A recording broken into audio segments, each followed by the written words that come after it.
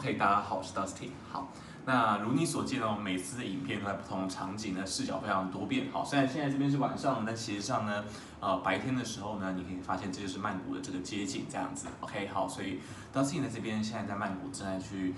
闭关，然后呢去研究一些关于 GMAT 更多要如何帮助各位考生考高分。好，但是呢，我发现最近考生有蛮常问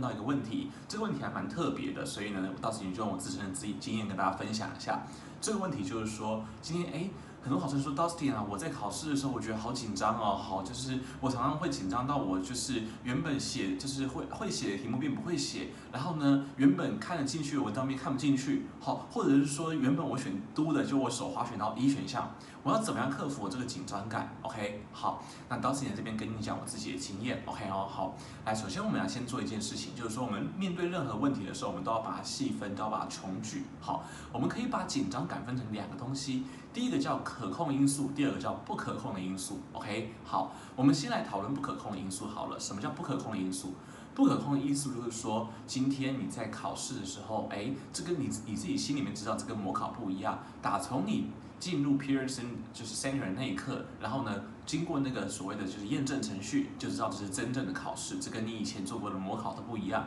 不管今天电脑界面再怎么像，你都知道这是真正的考试。所以这个时候你心里面就会有一个就像从容就义这样的一个紧张感这样子 ，OK， 好，那这个紧张感是不可控的，是无法消除的。你唯一能够消除的方法就是什么？就是喝醉酒去考试。可你自己知道吧？喝醉酒去考试，这个后面的这个副作用是多大？好，那你就是可以想象，对吧？好，所以这个部分呢，我们没办法控制它。好，就是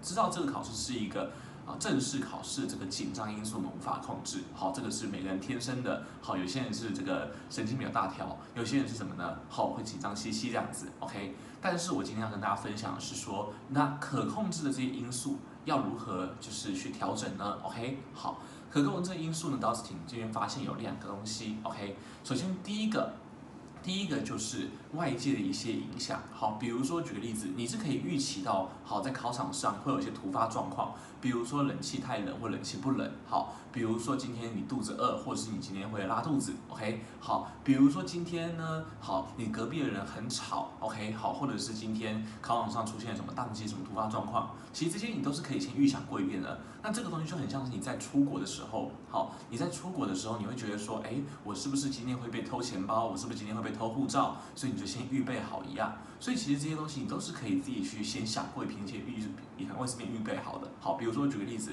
我都会带胃药，然后我吃的东西前几天都会偏清淡，然后我在前几天的模考的时候都会去把这个时间调整成就是跟考试一样时间做题。好，那这些东西我相信你可能有做 ，OK。但还有一个东西就是说，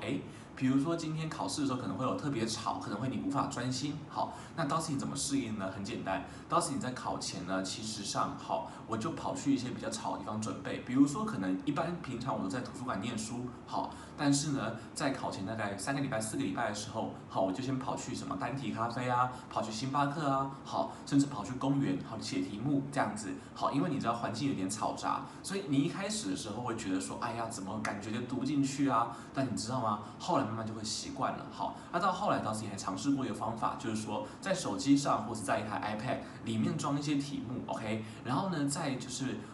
通勤的时候，比如说公车上、捷运上，那个零碎大概有10分钟或者是20分钟的时间，你就在那边看题目、写题目，看一看 SC 写一写 CR。你要培养自己在任何状况下，在任何外界的这种分吵状况下，你都可以快速的，就是进入状况的这个能力，这样子 ，OK， 好，所以这个是给大家参考的，就是说让平常自己在生活的环境中，好，在准备的环境中多一点突发状况，考试的时候你就更能够应付 ，OK， 好，来，那第二个点就是什么呢？好，我们今天最后要讲这个第二个可控因素要怎么避免。好，到时你发现第二个可控因素其实很多人都没有发觉哦，就是说你平常在复习的时候，你会有2个坏习惯，好，哪2个坏习惯？第一个坏习惯是什么？是今天你在检讨的时候，你先对答案再检讨。那你知道吗？当你先对答案在检讨的时候，这个时候你在检讨的这个思维就是一个被保姆就是襁褓的这个思维。什么意思呢？就是说，好，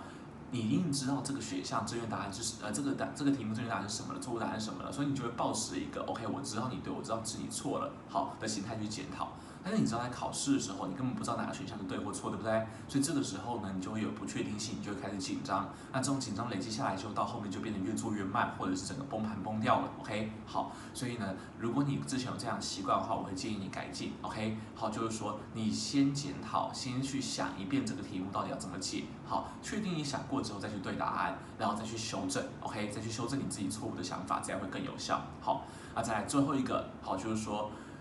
你在平常准备的时候，如果你今天有在看一些参考书，或者是这些补习班的讲义的话，我相信你一定是先看，就是按照讲义的编排开始看，对不对？好，比如说先看这个观念，好，比如今天讲解是这个 SC 里面这个平行的观念，好，先看完这个观念之后，再看看后面给的例题，对不对？好，可是我必须要跟你讲，讲义的编排其实没有错，因为讲义是给教学用的，所以教学上当然是先给你讲观念，再给你看例题。但是问题是在考场上，我们的思考是反过来的。好，我们是先看到题目之后，好，题目也没告诉我们要考什么，题目也不会照讲义的顺序考，它就是给我们一个题目，我们要自己去调用这些知识点，好，我们要独立寻找知识点 ，OK， 独立去想到去解题，好，所以这时候你们发现一件事，平常先看那个标题，先看那个观念，在解题的时候，你在解那个例题的时候，你就已经知道它在考什么东西了 ，OK， 所以在考试的时候没有这样的就是引导的时候，你就会变得非常非常紧张，就不会做好。所以给个建议就是什么？大家平常在练习的时候，最好讲义一开始看第一遍实际上是照顺序看，但是之后复习第二遍、第三遍的时候，你就应该是从做题目的时候遇到题目怎么出，然后呢你会想知道它检讨在考什么考点，去回去讲义里面去翻例题去对照。去对照说这个例题跟这个地方的这个你在做的检讨这个题目有什么相似度，再用例题里面它用来解这个方法，拿来解眼前这个方法，这样才是完成了一个跟考试相近的从题目回溯知识点这个过程。好，所以我们今天来做个总结 ，OK？ 总结第一个，我们的主题是压力要怎么克服，压力克服就是要先把压力分类，好，不可控的压力。面对正式情况，这个压力我们不需要去克服，你无法克服。但是你可以做到的事情就是什么？让你平常在更艰困的环境、更多杂音、更多干扰的环境练习，培养你自己，磨练你自己，好，让你自己在考试的时候可以不需要热身就可以很快进入状况。再来就是在复习讲义，在复习你的这个档案的，你的这个就是课本的或教科书的时候，好，你应该是从题目回去找观念。而不是照了讲义的顺序从观念下去看例题 ，OK？ 好，那不过这个是记住哦，就是这个我提醒一下，不要断章取义哦，好，就是第二次在要做的过程。好，如果你今天是一开始第一遍看讲义的话，当然是照顺序这样看去吸收是最好的 ，OK？ 好，来，那以上就是我们今天跟大家的分享，好，就是说考生要如何克服在考场上的压力和导致的失常。好，但如果你有更多的就是想知道的东西的话，也欢迎来订阅我们的频道。OK， 好，那我们的频道里面会不定期的去分享好各种关于 GMAT 备考相关的这个资讯。好，那就是这样喽。我是 Dusty，希望你会喜欢我们今天的影片，拜拜。